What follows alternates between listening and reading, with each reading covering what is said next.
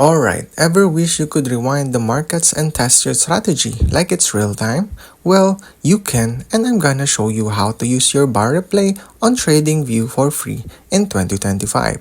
Let's go! First, head to tradingview.com and log in with your free account.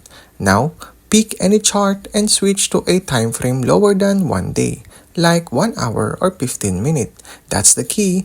Next, hit the bar replay icon, that little play button on the top toolbar.